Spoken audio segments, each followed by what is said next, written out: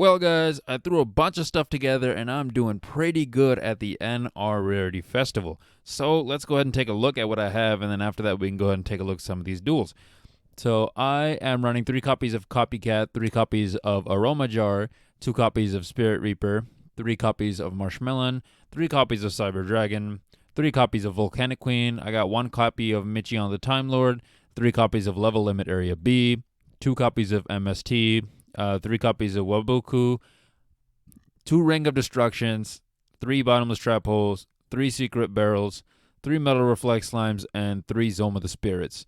I definitely do need to add an extra deck here, but this was just something I had put together and I was working on improving, but I found out that this deck was actually doing pretty decent.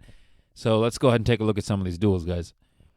So, for this duel, I drew a Marshmelon, a Cyber Dragon, Secret Barrel, Metal Reflex Slime, and Zoma the Spirit. And this guy's using Time Lord, so this might be a bit of a problem, but it is manageable. So I drew another Metal Reflex Slime, which is meh, but I did draw it, so that means Lazy On's effect is going to activate. But then I can special summon Cyber Dragon, and then normal set my Marshmelon, and then set my other 3 trap cards. He's going to use his Empty Machines effect. Empty Machine's pretty cool because then you can use it to use... I'm going to use Secret Barrel first. But Empty Machine allows you to basically send one to the grave to draw one, and then you can eventually, when the other one comes, there's after Empty Machine, I think it's called Double Machine, is where you can destroy the Empty Machine to play it, and then after Double Machine, there's one more trap card for this archetype, and you can get away with making your Time Lords unaffected by spells and traps, I believe, or just can't be targeted, something like that. You'll see it in a little bit. But anyway, so he does all that, and now he's summoned Gabrion. Gabrion allows him to just shuffle everything back into my deck, and then I can draw that many cards, which isn't too bad. But I draw a Copycat. It's not very useful against this type of deck. And then clutch it out with Volcanic Queen. And now he's going to use his Empty Machines effect to shuffle his Time Lord back in. And there it is. There it is. Infinite Machine. It's not double. Infinite Machine is what I was talking about earlier. So the thing with Volcanic Queen, now that it's on the field, it's here to stay. And he really can't do anything anymore because the Time Lords allow themselves to basically to normal summon themselves if you have no monsters on the field. But he has a monster on the field, so he's locked out of the Time Lords, and he doesn't want to get his trap card destroyed either. So he's going to be getting abused by the Volcanic Queen's effect, which actually works really, really well for me. Then I'm going to use my Wabuku right away just so he can't inflict any type of damage to me. So he takes automatically just going to take 1,000. Right off the bat, and now I have the ability to special summon Cyber Dragon, and then he's going to use his Infinite Light, that's what it's called, in order to destroy the Infinite Machine, and that makes it so this face-up card cannot be destroyed by opponent's card effects. Neither player can target Time Lord monsters you control with card effects, so that's really good, but the problem is he can't get a Time Lord out anymore. So then he's going to use Volcanic Queen's effect, is going to backfire on him, he's going to take another 1,000, then I'm just going to set another Metal Reflex Slam, so I have 2 on the field, so this thing maxes out at 2,500 attack unless he has some equipped spell card that could boost his attack, which I don't think he has. So he can't really do anything. If he tries to attack, I'm going to use my Metal Reflex Slam, and he didn't do anything. On top of that, I just draw a Bottomless Trap Hole. So if he, by chance, manages to summon something else, which I doubt he can, because most of the stuff that are N and Rs for Time Lords shouldn't be able to help him in this situation. So if he does manage to summon something, I can Bottomless it. And he's going to take another 1,000, and now it's my turn, and Aroma Jar just comes in so clutch, I swear. And now I'm just going to set it and end. And now that it's his standby phase, he's going to go right into his battle phase and attack my Aroma Jar. Thank you for the free life points, my friend. And now he's going to take the 1,000, and I'm going to gain 500.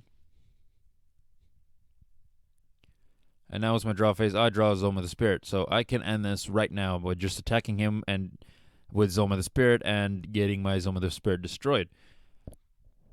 And now that he's ending, I don't know why I didn't flip Zoma right away, but I guess I wasn't thinking right.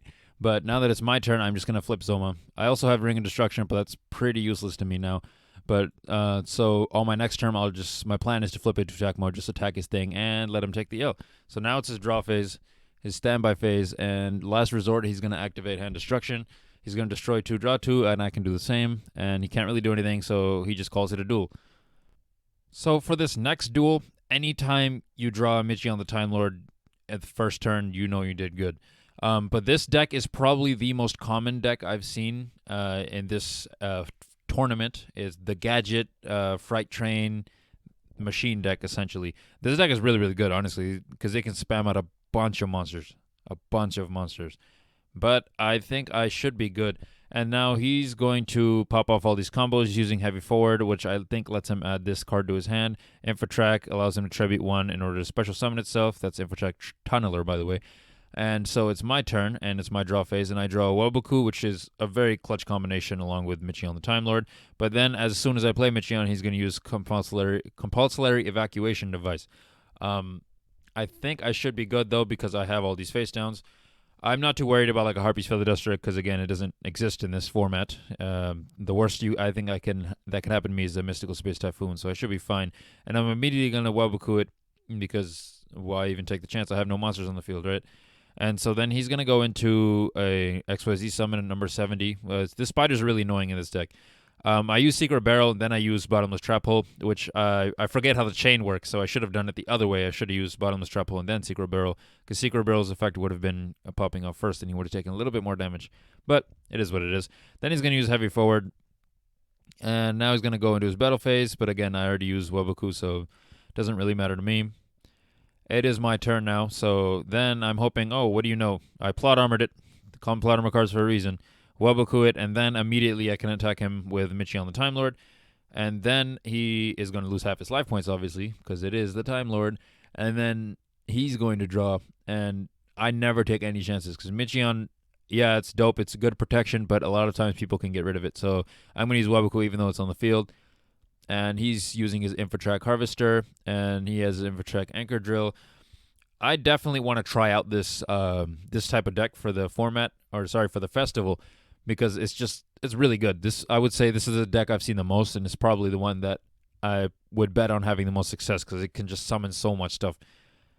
And so then I draw Zoma the Spirit, which is really, really good. I am then going to set Marshmallon as well as Zoma the Spirit, because Zoma the Spirit is going to come in clutch. It always comes in clutch. He has 4,000 attack point beat stick with 3,500 attack left. I think I should be fine, guys. And then Infotrack Anchor Drill's effect is going to activate. I don't even know how I understand how this works, but still, I didn't think they can get to 14 stars. But it is what it is. And now I get to draw. I draw level 11 Area B, which is kind of useless for me right now because I'm trying to bait this guy. So it's his turn, and I'm waiting for him to just be able to destroy my card. And he is going to use his Heavy Freight Train again, I believe, as well as the Infotrack Harvester effect. Look at the ability of this deck to special summon. It's pretty crazy. But I make sure that the special summoning backfires, so I'm not too upset. So number 35, he gets to destroy my monster, and then his monsters are insane levels of attack, but I'm going to summon Zoma the Spirit. And, oh no, I take 600, but he loses, so I'm not too concerned about that. He takes 8,900 to the dome, and that is game, guys. All right. Anytime I draw Volcanic Queen is always clutch, especially if I'm going second. So it's this man's main phase 1. He's using a Dragon Maid deck complete with Paleozoics in there, so this is pretty interesting. But I draw 2 Bottomlesses, a Mystical Space Typhoon, which I'm going to use immediately just to take out one of his cards. It is a Paleozoic, so it's, I obviously wasn't aware beforehand, but... And then I'm just going to set my Aroma Jar, and then he's going to MST one of my Bottomlesses, and then he's going to summon Laundry Dragon Maid again. Laundry Dragon Maid's effect is going to activate. He can summon his Dragon Maid Uranus. I'm immediately go to Bottomless with that thing because it's freaking annoying. But then again, his Paleozoic effect will also activate, as well as Dragon Maid Tidying. So that's how the chain works. Dragon Maid Tidying allows him to special summon that, I believe. And then the Paleozoic special summons itself, and then I banish his card. Then he's going to attack my face down card, which... I don't know why he attacked with both of them. Maybe he just didn't read the card. But then he makes it easier on me because instead of having to get rid of 2 monsters, I just have to get rid of 1. So then he summons the Phantom Knights card. This thing's annoying because it has the ability to negate effects, I believe. And then I can immediately sacrifice this thing in order to summon my Volcanic Queen. So didn't have to get rid of 2 cards in that situation.